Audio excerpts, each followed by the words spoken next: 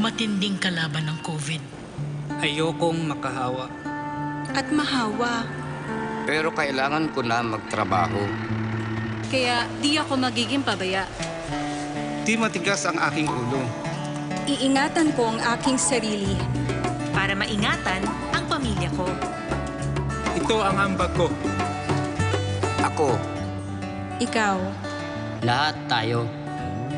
Sama-sama nating Mayaangat ang bayan. Basta't sama-sama tayo. Sa pag-ingat buhay. Para sa ating hanap buhay. Mask, hugas, iwas. Magandang tanghali Pilipinas, 18 tulog na lang at Pasko na. Ngunit ang mga kritiko at detractors ng administrasyon ay patuloy sa pagkakalat ng peking balita para sirain ang Pasko ng mga Pilipino. Isang fake news ang kanilang pinakalat nitong weekend kung saan sinabi na magkakaroon daw ng nationwide lockdown ngayong Kapaskuhan. Malayo ito po sa katotohanan. Una, naglabas na po ng community quarantine classification ang pamahalaan para sa buong buwan ng Disyembre at mismong si Presidente ang nag-anunsyo nito noong Lunes sa kanyang Talk to the People address. Ang susunod na quarantine classification ay ilalabas pa po sa susunod na buwan ng Enero. Naintindihan natin ang agam-agam ng iba sa atin. No? Nakita natin ang pagdagsa ng mga tao sa mga tiyangge at ibang pamilihan at kung hindi ito magbabago, asahan ang pagdabi ng bagong kaso ng COVID-19. Alam naman natin na unti-unting binubuksan ng ating ekonomiya at sa pagbubukas na ito, kinakailangan balansehin ang kaligtasan ng mamamayan at economic health ng bansa. Ipatutupad ang isang granular or localized lockdown. Yan na po talaga ang pulisiya ng IATF. Ang magpapatupad dito ay ang local government units. Ano bang ibig sabihin ng granular or localized lockdown? Ire-restrict ang isang specific area tulad ng isang household, isang compound o isang kalye kung saan ang mga residente ay na-expose o maaring na-expose sa coronavirus. Tulad ng madalas kong sabihin dito sa ating press briefing, kinakailangang matuto tayong mabuhay na narariyan pa ang virus sa pamamagitan ng pag-iingat buhay para sa hanap buhay. At paano natin to iingatan? Mask, hugas, iwas. At para hindi tayo ma-fake news, kinakailangan suriin natin ang ating nakukuhang impormasyon, lalo na kung ito ay magdudulot ng alarma, pangamba, takot at stress. Ulitin ko po, fake news yung kumakalat na lockdown daw sa panahon ng Pasko. Ngayong malapit na po ang bakuna, tulad ng sinabi ng ating vaccine czar, uunahin nating bibigyan ng COVID-19 vaccine ang mga lugar na maraming kaso na COVID-19 tulad ng Metro Manila, Metro Cebu at Davao. Ito po yung geographical priorities. Pero sa huling pagpupulong po, lininaw po natin at binigyan ng definition kung ano naman yung tinatawag na sectoral priorities. Sino-sino ang nasa prioridad na mabibigyan ng bakuna laban sa coronavirus. Ang una sa listahan po ay ang ating mga frontline health workers. Obviously po, kinakailangan bigyan na sila ng bakuna nang magawa nila yung kanilang katungkulan na walang atubili. Sila ang nangunguna sa ating laban sa COVID-19, natural lamang na sila ang mabigyan natin ng proteksyon laban sa virus. Kasama sa frontline health workers ang mga nasa public and private health facilities, public health workers at LGU contact tracers, barangay health workers at iba pa. Susundan ito ng indigent senior citizen. Pangatlo, ang natitirang senior citizen. So lahat ng senior citizens po kasama sa prioridad. Alam naman natin na ang ating mga lolo at lola ay kasama sa vulnerable group. Sila ang madaling kapitan ng virus dahil sila ay mayroong mga comorbidities. At kapag kinapitan, alam din natin na sangayon sa datos, marami talagang namamatay sa ating mga seniors. Pang-apat, ang iba pang indigent population na pinangako ng ating presidente. At ang pang-lima, lahat po ng uniform personnel. Ang suma total po ng mga ang suma total ng numero na bibigyan ng prioridad ay 24,668,126. No? Ang ating order po ay mga 30 million good for 30 million individuals or 60 million dosage. Inaprubahan po ng inyong IATF noong Webes, December 3, ang rekomendasyon na ipagpapatupad ang Safety Seal Certification Program in addition to StaySafe.ph. Bakit ba mahalaga ang StaySafe.ph at Safety Seal Certification Program? Ito ay para ma-reassure ang mga consumers na ligtas na lumabas at ma-highlight ito yung merong certification. Ibig sabihin, pag may certification, meron pong garantiya na sumusunod sa minimum health guidelines yung mga establishmento. So yung mga mamimili, feeling safe kumbaga kung pupunta doon sa merong certification. Mahalaga ang papel ng local government unit dito. No? Sila magre-require sa mga establishments na mag-apply ng safety seal certification. Sila rin ang mag-iengganyo sa publiko na i-check ang safety seal certification bago pumasok sa isang establishmento. Tignan natin ang infographic na nagpapaliwanag ng mahalagang papel ng LGU. Hindi ko po mabasa at masyadong maliit, pero ang LGU po, well anyway, nandyan po sa screen ninyo. At mahirap po mabasa. Inabot po ang laptop. Okay, ang LG po, ang mandate niya ay siya po ang magmamandate ng establishments and the employees to use the Stay Safe app, requires Stay Safe QR codes for safety seal certification, encourage consumers to look for safety seal certification. Pagkatapos po, yung business establishments, no, sila yung mag-i-issue ng safety seal certification to establishments that comply with safety protocols and produce a Stay Safe business QR code. Tapos yung app database, yung updates staysafe.ph database, each time an establishment receives a safety seal to build a directory of certified safe places, at yung regular audit po, no, perform regular audit on establishments to maintain safety seal certification, update database when establishment loses safety seal certification. Okay, safe dito ang ating magiging mensahe. Hintayin lang po natin ang paglalabas ng Joint Memorandum Circular ng Department of Trade, Industry, Department of Labor and Employment, Department of Interior, Local Government, Department of Tourism at Department of Transportation para sa iba pang mga detalye. Lumabas naman po ang November inflation rate. No? Nasa 3.3% ang ating inflation noong nakaraang buwan kumpara sa 2.5% noong Oktubre, medyo tumaas po. Pasok pa rin po ito sa 2 to 4% full year target ng Bangko Sentral. Ang pagtaas ng inflation ay dahil sa mga nasira na sektor ng agrikultura na dulot ng nagdaang mga bagyo na nagpataas sa presyo ng ating mga pagkain. Tumaas din ang inflation dahil sa transport restrictions kung saan reduce ang passenger capacities na nagpataas ng transport services.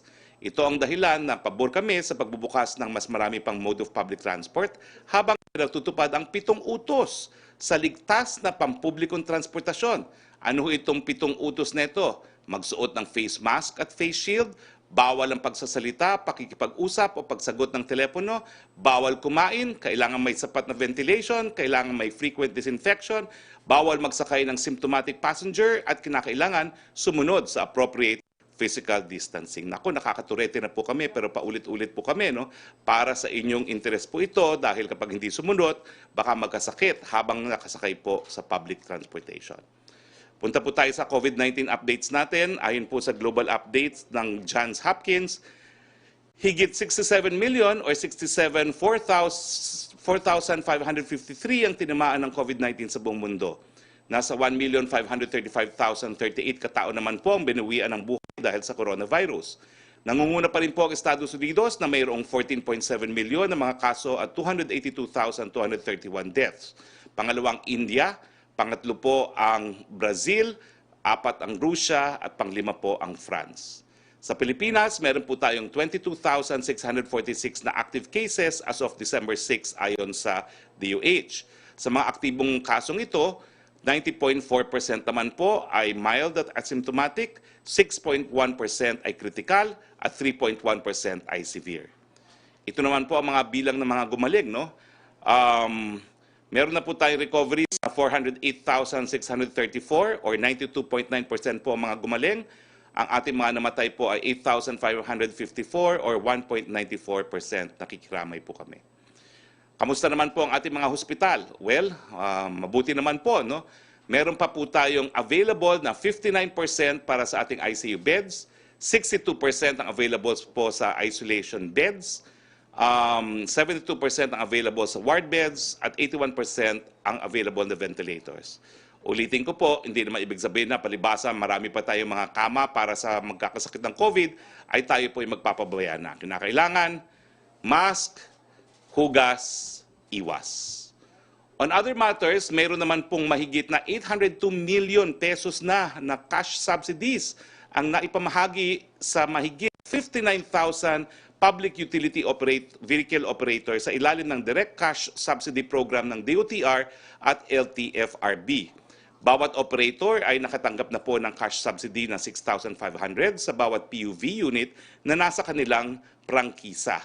Kasama sa mga nakatanggap ang mga operator ng Public Utility Bus or PUB, Point-to-Point Bus or P2P, Public Utility Jeepney or PUJ, Minibus, UV Express at PhilCab.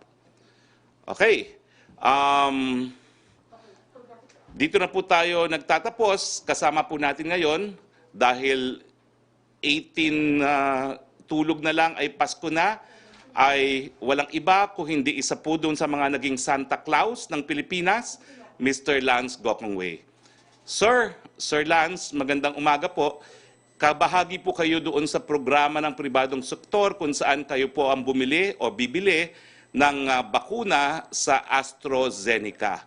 Ang tanong po namin bakit po sumapi ang inyong negosyo dito sa programang ito? Bakit niyo po ginamit ang pera ninyo para bumili ng bakuna? Magandang umaga, Sec. Harry, at salamat sa inyong pag-imbita sa amin dito. As part of the private sector po, we recognize na we are all part of an interlinked society, no? Na in the way the private sector approaches this, dapat walang turuan, walang iwanan, walang kanyang-kanya, na we can only recover as a nation if we all work together and under the leadership of Sec. Charlie Galvez and Sec. Joey Concepcion, I think they organized the private sector together with AstraZeneca and the British government and other government sectors using their credibility so that they could, we all work together we work together and raise funds po to secure the doses of vaccine which hinahabol ng iba-ibang countries na, so we have to step up para makuha ng Pilipinas yung kanyang share. Magkano po yung suma total na gagastusin ng pribadong sektor at magkano po yung ibibigay natin para sa ating mga mahihirap doon sa aangkatin nating bakuna? I think as of this date, lampas 3 million doses na, which is over 500, mga $16 million na po, no? That's about 800 million pesos ang contribution ng buong private sector. At least kalahati nito mapupunta sa DOH at ang DOH ang sektor ang pinaka may kailangan ng bakuna, no? And at this point we follow the guidelines of the government that we should prioritize yung mga frontliners natin, especially mga medical frontliners natin. Sir, huling katanungan ko po, no? Meron kasi isang bakuna na hindi natin maangkat dahil mahal, $78 per dose daw, pero ito po yung kasabayan ng Sinovac galing po sa China na Sinopharm. May posibilidad ba ho na dahil hindi mabibili ng gobyerno ito dahil mahal, ay ang private sector ay po pwedeng mag-ipon-ipon din ng salapi para mabili po natin ito nang magamit po ng ating mga kababayan? I think part ng contribution namin is to help the government, no, in whatever way we can. I think part of this is to pursue a multi-platform approach sa bakuna. Lahat po ng bakuna, I mean from all countries, China, Russia, Europe, tsaka America, kailangan natin pag-aralan, and then working with the DOH and the FDA, I think we'll come out with the most suitable program, no? And I think the priority again has to support PRD's concern for vulnerable parts of society. So we'll go from there, no? At the private sector naman, aside from supporting the government in its growth, we also want to prioritize our own employees to assure that our employees and their families na their health is our concern. So I'm sure we will also examine all these new vaccines coming up, no? Oo. Now, dahil meron pong pagpupulong or meeting na previously scheduled si Mr. Gokongwei, iimbitahan ko na po yung ating mga kasama sa Malacanang Press Corps na itanong na yung mga tanong nila para kay Mr. Lance Gokongwei. Una po si Mr. Melo Acuña. Yes, good afternoon, Secretary Harry, for Mr. Gokongwei. Good afternoon and nice to see you. Can you please update us on the status of Cebu Pacific and your projections when Cebu Pacific would fly again and help tourism recover its lost grounds? Yeah, that's a very good question. I think this whole crisis, Cebu Pacific and the entire aviation and tourism sector has of course been very severely affected. But this whole time we never forgot our responsibility as a public utility. Even during the worst part of the crisis, maski walang pasahero, nag-ooperate po kami ng mga cargo flights at mga flights na nagbabalik ng mga OFWs. No? Today, the economy is slowly opening up. We now have a requirement na flying is now allowed to many LGUs, although we have to respect each LGU's own guidelines. No? So we are now looking to work with each of the LGUs so that in the future, our hope is that with each LGU, we assure them na lahat ng pupunta sa kanilang LGU are safe, secure, tested. Particularly with we now have a pilot with Gensan government where we provide free antibody testing for all passengers going into Gensan, and we're working on such programs with different LGUs. So slowly, I think we're beginning to see an opening up of domestic traveling in the Philippines, as it has already been opened up in our other neighbors such as Vietnam, Thailand, etc. So I think slowly babalik yan, as we do recognize that tourism is a vital part of the economy, and a lot of our countrymen depend on tourism. But we just have to assure the different LGUs, different governments that this tourism is safe, secure, and does not promote COVID. No? Has COVID-19 affected your operational costs because you're introducing free testing for your passengers going into areas like Gensan? How will it factor your viability? I mean, the airline sector is really under severe stress. No, this year we will lose almost 25 billion pesos. No, so it's really. But I think that's the part of doing business. The main priority really is to operate the airline in a very safe and secure manner. So for both our passengers, our employees. And then we're a volume business. No? People have to gain confidence back in flying, and that's the only way our business will recover. Yeah. So we have to work with the government and the LGUs in that respect. Thank you very much, Mr. Gokongwei. Wish you the best. Thank you, Melo. Punta tayo kay Pia Ranada who has a question for Mr. Gokongwei. Hello, good afternoon, Mr. Gokongwei. Sir, there's been talk, since we're having a vaccine being developed very soon and released to the general public soon, there's been talk in the airline industry of requiring a COVID passport. And I'm wondering, has Cebu Pacific also been involved in these talks? And what are your thoughts on it? Like an app that will basically require passengers of your airlines to show that they've been vaccinated for against COVID-19 and tested negative. What do you think of those proposals? I think we do think that's essential, no? Especially as we open up international travel. Na dami-daming different vaccines, and I think we have to work on a global COVID passport, no? So that each country respects the passport and recognizes that if you do have this COVID passport, that you have already been vaccinated by a credible vaccination source. No? So I think this has to be led at the G2G basis, but definitely I think it's essential for if the tourism and travel industries to recover. This is an absolute necessity. No? Sir, do you think it will put a damper on international travel because people might not have access right away to vaccines, especially the very expensive ones? Do you think this will might even damage further the international travel industry? Unless we resolve the confidence issue and the safety issue, which can only happen with herd immunity and vaccines, then there's nothing to be spoken about. So that has to be the number one priority, is to get vaccines in the hands of as much of the population, the global population, as possible, and then connecting this to a COVID passport so that everybody, each country, trusts that when we say a passenger has had the vaccine, that he indeed has already achieved the levels of antibodies, no? So that he will not be infectious to anybody else. So I think that's job number one. All right, thank you, sir. Maraming salamat, Mr. Lance Gokongwei. On behalf of the President and on behalf of a grateful nation, we would like to thank Mr. Lance Gokongwei, JG Summit, and the rest of the private sector for their beautiful Christmas gift to the Philippines. free vaccines from AstraZeneca. Now, ang bakuna ay, maraming salamat po, Mr. Gokongwei. Ang bakuna ay naririyan na po, kaya sasalubungin natin ang Kapaskuhan ng may bagong pag-asa. No? At may question muna po tayo kay Yusek Roque.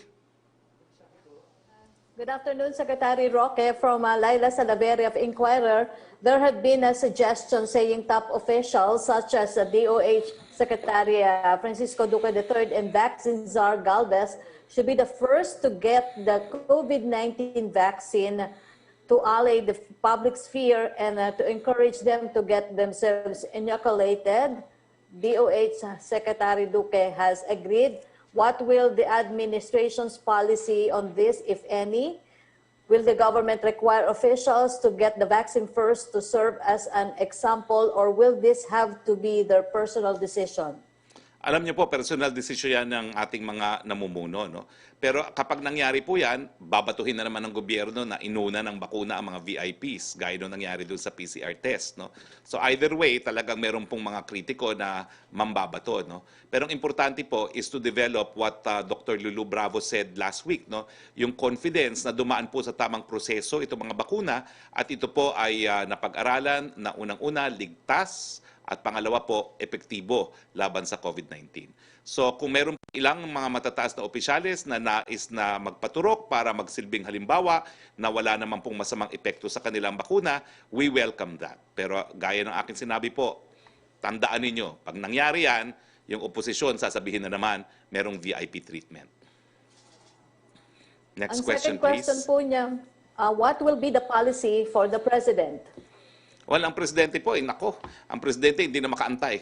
Gusto niyang talagang turukan na siya nang mapakita nga po sa buong bayan na ligtas at epektibo. Ito po ay dumaan sa expert panel group ng pinakadalubhasang Pilipino at yan po ay comes with their highest endorsement na ligtas at epektibo. Thank you, Secretary. Back to Melo Acuña. May isa ka pang question, Melo? Actually, dalawa po ito, Secretary. Sige na nga. Christmas naman eh. How do you look at holiday economics? Because businessmen, small and medium businessmen, look towards Christmas or holidays as a saving grace for their businesses. Do you see an upsurge in spending? Because when you go to the malls, halos wala pa ring tao. Is it because of confidence? Or is it because walang pera ang tao? Ano ang priorities kaya? Alam mo, on the contrary, no, yung mga balita sa Divisoria, sa mga Tianggian, sobra-sobra yung mga tao. Yung sa Baguio po, no, isang araw nga lang, yung night market, dinagsapo talaga ng tao. So I think Christmas economics will happen. Ang ginagawa nga po ng gobyerno ay nagpapaalala na bagamat talagang isang beses lang to isang taon, patuloy pa rin natin pangalagaan ang ating kalusugan para tayo ay makapaghanap buhay. Yeah. Can you please update us on the cold chain storage facilities? Everything is in place po, no? Dito sa ating press briefing, dalawa nang na-feature natin, yung ORCA at saka yung Asosasyon ng Cold Storage Facilities. I understand nakapagpirmahan na po sa ilang mga kumpanya ang DOH para magbigay ng cold storage capacity kasi nga po yung mga gamot na galing sa Western countries will require -70. So everything is in place, napaghandaan naman po yan, we will not be taken by surprise at ginagamit nga din po natin itong press briefing ito para masiguro ng DOH, ang IATF ay magiging handa pag nandyan na po ang bakuna. Thank you very much, Secretary. Wish you the best. Thank you. Thank you po. Thank you, Melo. Back to you, Sec. Roque, please.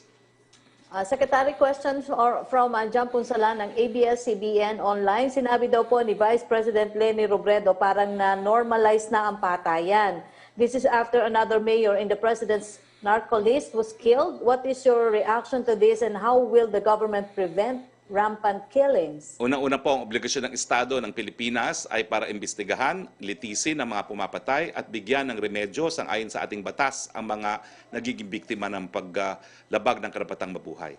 Yan po ay ginagawa ngayon ng ating bayan dahil pinag-utos na po ni Secretary Anyo ang pag-iimbestiga dito sa pagpatay kay Los Baños sa mayor. No? So ating mensahe po kay Vice President Leni Robredo, antayin naman po natin ang investigasyon dahil hindi naman po instant yan. No? Meron po talagang mga hakbang na ginagawa ang kapulisan para ma-identify kung sinong pumatay bago tayo magkaroon ng conclusion.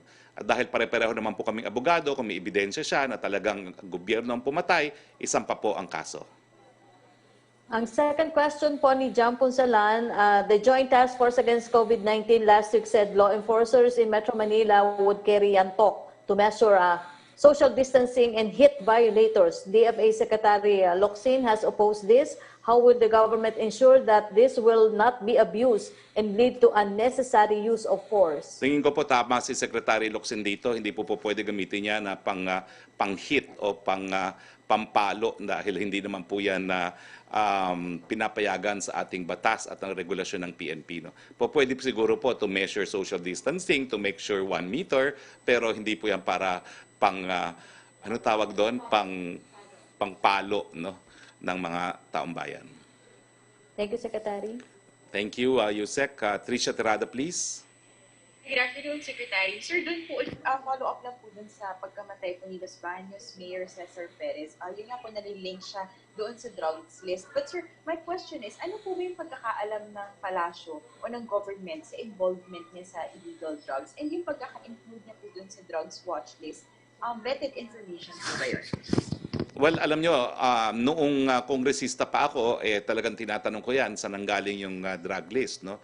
At ang pagkakaintindi ko naman po, meron talagang mga impormasyon dyan. Bagamat, hindi pa po siguro sapat para tumayo sa kaso, no? Na kaso sa ating mga hukuman.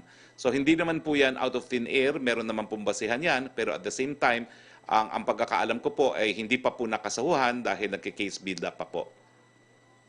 Sir, ito pong nangyari kay Mayor Cesar Perez, at least yung circumstances of how it happened, nangyari siya sa gabi and within, I think, the grounds of the municipal hall. As the following day, sir, meron ding parang NBI tipster na inattack during daylight.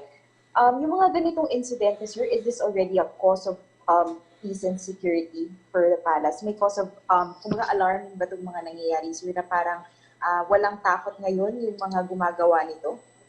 Well, hindi naman po siguro dahil ginagampanan naman po ng Estado ang kanyang obligasyon, iniimbestigahan at bibigyan po natin ng remedyo sang-ayon sa lokal na batas natin ang mga mahal sa buhay ni Mayor.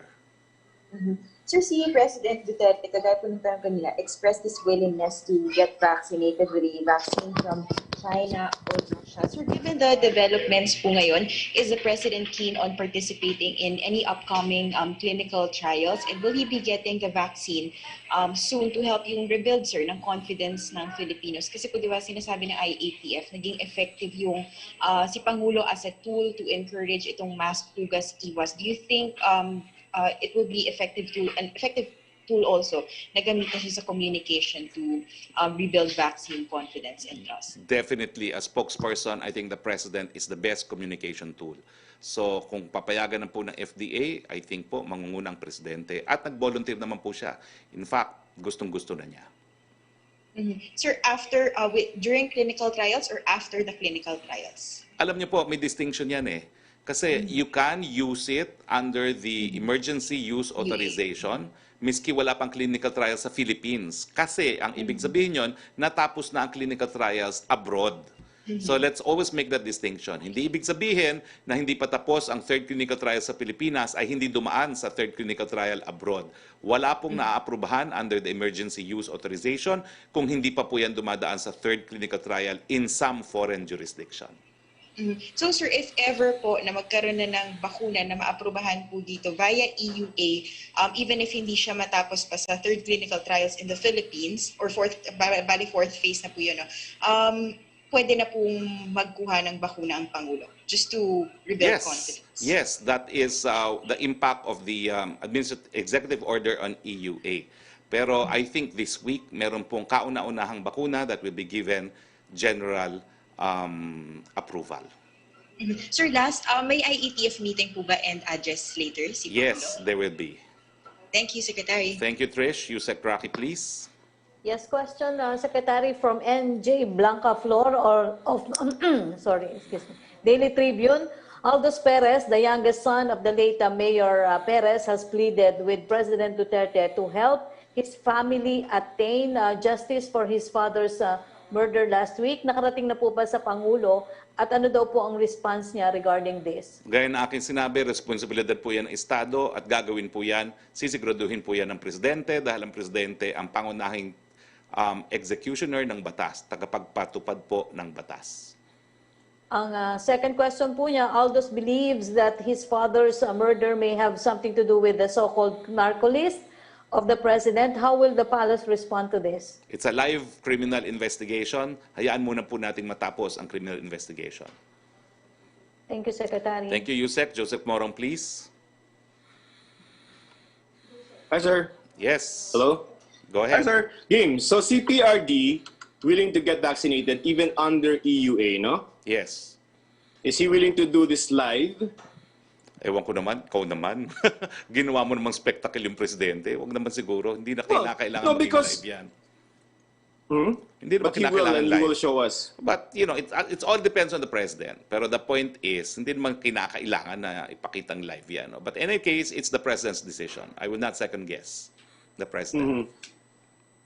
Sir, yun pong yung cases natin ng COVID, I'll say on the topic of COVID muna. Paunti ng paunti yung nagpa-positive. How do you explain this? Is this because there are less people getting tested for COVID, that's why we're seeing less results? Or we have the same number of testing numbers, and talagang bumababa yung positivity rate? What do you know about it? I think bumababa po talaga ang positivity rate kasi ang tao alam na kung paano iwasan. Siguro naman after March, April, May, June, July, August, September, October, November, December, after 9 months, alam na natin ang gagawin para maiwasan ang COVID. Mask, hugas, iwas. Okay, sir. And okay, dun muna ako sa BTA. I was talking to somebody from ano yung BPA? sectors that are involved. Bangsamoro Transition Authority. Okay. Go.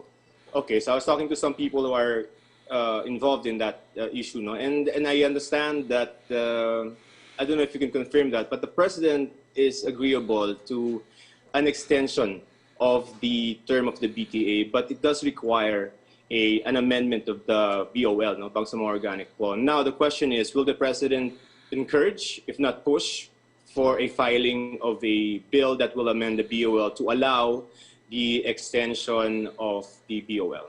Well, nasabi ko na po yan. No? The President is supportive, sympathetic, but it is beyond his jurisdiction kasi Kongreso po ang magdedesisyon kung aamendahan yung batas. Kung susuportahan ni Presidente pag-amenda, syempre po, no? Dahil kagustuhan niya yan, gusto niya matulungan yung mga nasa Transition Council ngayon. No? Pero as to whether or not Congress will do it, nasa wisdom na po yan at desisyon ng ating Kongreso. Ang payo po ni Presidente ay kinakailangan makipag-ugnayan dun sa mga mambabatas. No? I specifically know that he singled out the senators from Mindanao na dapat kausapin ng mga taga-Bangsamoro, no? And syempre, yung mga congressmen na from the area at mga Muslim should spearhead also the initiative in the lower house. Okay, so he's just leaving it to the legislators, but he will support any measure that will extend the BTA. Yes. Full support po, pero it's all up to Congress. Sir, kay Justice Leonen, no? Kaninong project to, yung impeachment niya? Ay, hindi ko po alam kung kaninong project yan, no? Sa House po yan, okay. No? Yes, of course it's the House, no? But does it have the imprimatur of the President? Absolutely not. Like in the case of, can you elaborate? Absolutely not. None. Because?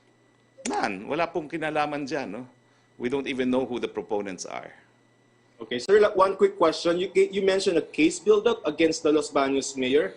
By whom and how do you know this? The police are investigating. Okay. Normally, the results of investigation should be used in a case build-up and charge individuals in court kasi yun yung katungkulan at obligasyon ng Estado pag merong napatay. All right, sir. Thank you for your time. Thank you, Joseph. Yusek Roque, please. Yes, a question from Dano Tingkungko of GMA7.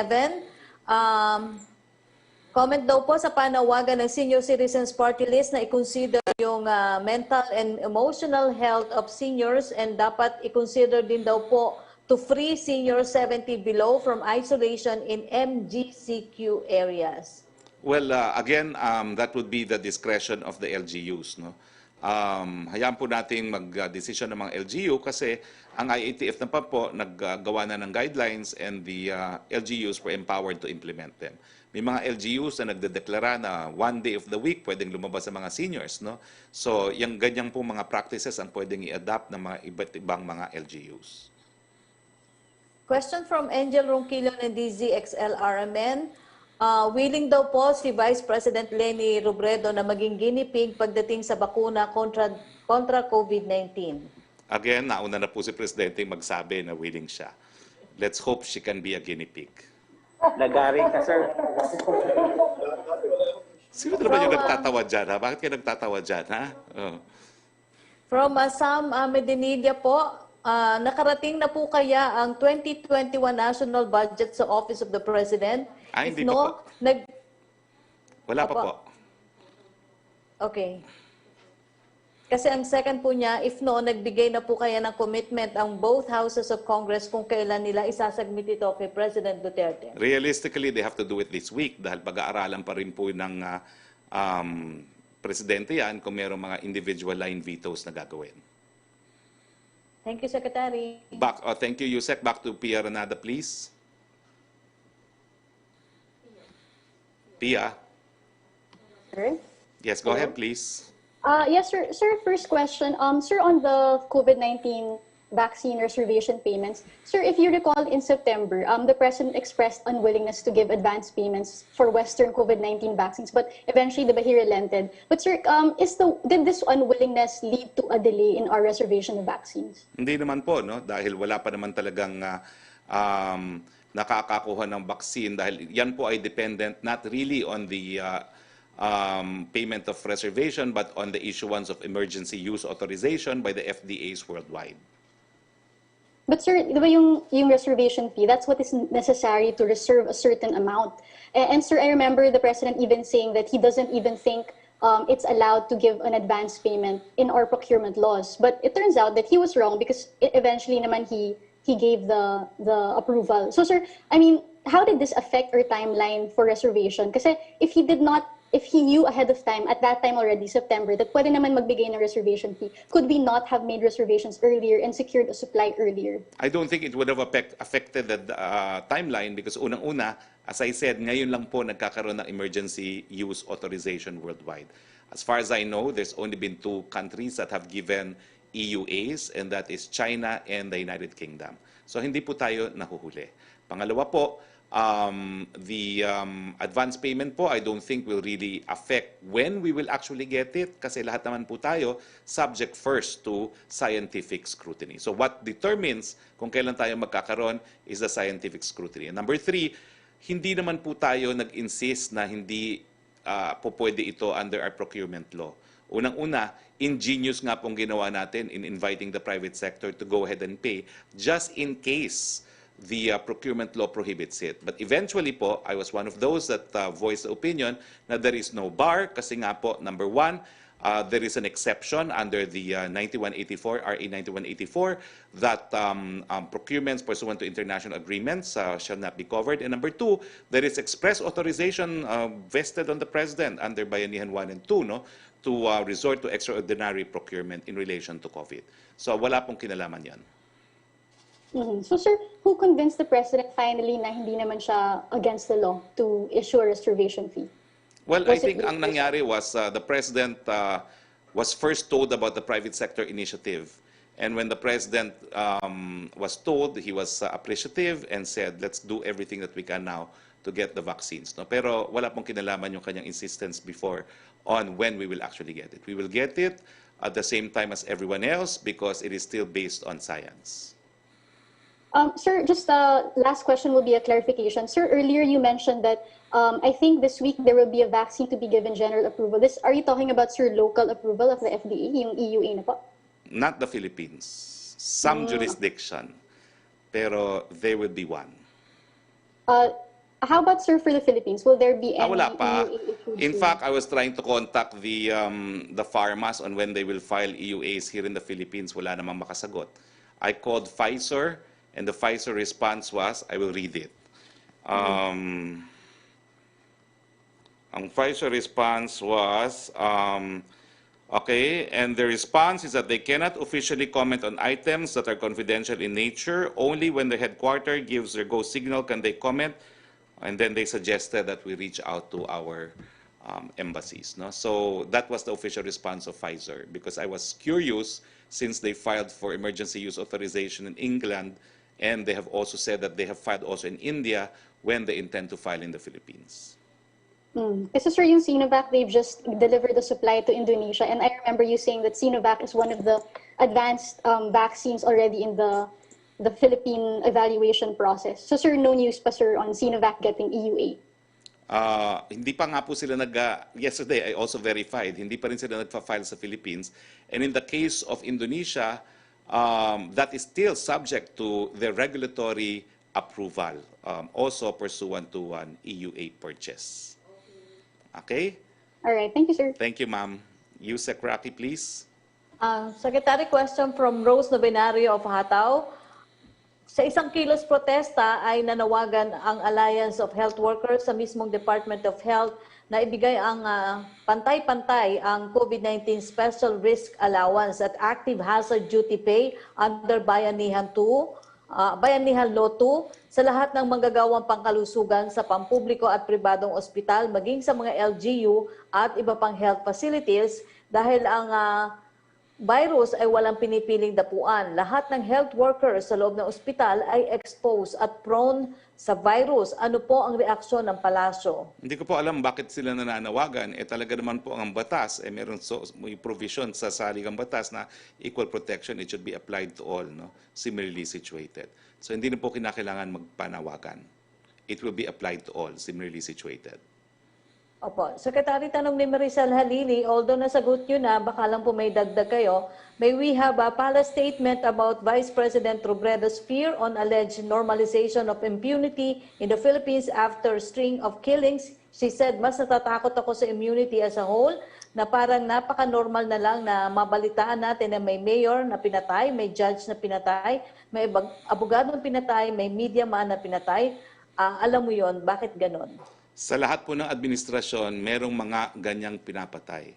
Ang issue, ginagampan ba ng Estado ang katungkulan na mag-imbestiga, maglitis, magparusa at bigyan ng remedyo sang-ayon sa lokal na batas? Tanong po ni Vance Fernandez, ito na po yung last question, Secretary. From recent news that inflation rate ay tumaas po up to 3.3% from 1.3% in November. What does the government plan to do to deal with inflation, and what messages of reassurances from the government would you like to give sa business sector of the country? Well, pasok pa naman po sa target natin na between 2 to 4% ang inflation rate na 3.3%. No? At ito nga po ay nakakalungkot, pero ito po ay resulta ng mga bagay-bagay na hindi natin makokontrol, gaya ng sunod-sunod na mga bagyo na nagsalanta ng ating mga pananim na dahilan kaya umingkris po ang presyo ng ating mga bilihin, lalo na sa pagkain at transportasyon. Pero huwag po kayong mag-alala, kung kinakailangan mag-angkat para pababain ang presyo ng pagkain, gagawin po natin yan. Pero siyempre, binabalansi po yan. Dahil hindi naman po pwedeng masyadong mababa, dahil kawawa naman ang ating mga magsasaka kung masyadong mababa ang presyo ng ating mga agrikulturang mga produkto. Thank you, Secretary. Okay for round 2 daw. Joseph Morong. Yes, sir. Sir, okay, ganito. Yung sa matagal ng tanong natin, yung sa mga love is not, ano ba yun? Tourism. Sir, finally, can we outline talaga kung ano yung pwedeng mangyari para naman hindi na sila umaasa? So right now, ang gusto nilang mangyari is i-exempt sila from the tourist visa required, kasi parang ang inaalaw natin is mga foreigners on tourists. Ang binaban natin is yung mga foreigners on tourists, hindi pa pwede yon. But is the government willing to provide an exemption to at least those who are engaged or have fiancé status, and also that includes, all kinds of couples? Well, tapatan po para walang umaasa. Hanggang ban pa po ang tourist visas, I don't think there can be a way for them to come in. Ang pag-asa na lang po natin, may bakuna na. Sa pag may bakuna na, baka po pwede na po tayong magbukas ng ating teritoryo muli sa mga turista antay na lang po tayo. Sandali na lang po yan dahil narito na po ang bakuna. Your spouses are allowed, but these are just straight couples. May natatanggap lang ako na communicated that pag same-sex, hindi pwede, sir, no? I would like to believe na basta meron silang marriage contract, they should be allowed in. But our embassies daw, sir, say that we have no counterpart, parang law that acknowledges and recognizes same-sex. So parang hindi valid yung effect in the Philippines? My professional view is you apply conflicts of law. If it is valid, the marriage was valid in a jurisdiction where it was solemnized, then it should be recognized as valid here. Kasi hindi naman dito ginawa yung kasal. Doon sa jurisdiction na allowed siya. Alright, sir. Thank you for your time po. May isa pa. Si Yusek Roque, please. Yes, Secretary, pahabol ni Handa Sancho ng SMNI, nananawagan po ng tulong ang Catanduanes para mapaayos agad ang mga nasirang tahanan. Madalas po kasi mga relief ang natatanggap. Sana naman daw po ay hindi makalimutan yung ayuda para sa kanilang tahanan. Ang alam ko po, yung pinadala po ng Malacanang, meron pong 18 million at ang bulk nito ay para pambili po ng yero at iba pang mga kinakailangan para maitayo muli po ang mga tahanan ng mga taga-Catanduanes. Huwag po kayo mag-alala. Malapit po nating kaibigan si Governor Joseph Cua at palagi po nating sinusuportahan ang mga hinihingling ng mga taga-Catanduanes at naibibigay naman po ng Malacanang. Thank you, Secretary. Okay, kung wala na po tayong tanong, well, gaya po ng aking sinabi, ang bakuna ay naririyan na, kaya sasalubungin natin ang Kapaskuhan na may bagong pag-asa at nagbibigay ng magandang pangitain ng langit. Mantakin niyo po, masasaksihan ng buong mundo sa Disyembre 21 ang tinatawag na Christmas Star na huling nakita may 800 taon na ang nakalipas. Jupiter and Saturn will align, creating what is referred to as the Christmas Star or the Star of Bethlehem. Mayapang daigdig, Merry Christmas to one and all. Ito po inyong spokes, sa ngalan po ng ating Presidente Rodrigo Roa Duterte. Maraming salamat, Panginoon, sa iyong Christmas gift na bakuna. Magandang hapon po sa inyo.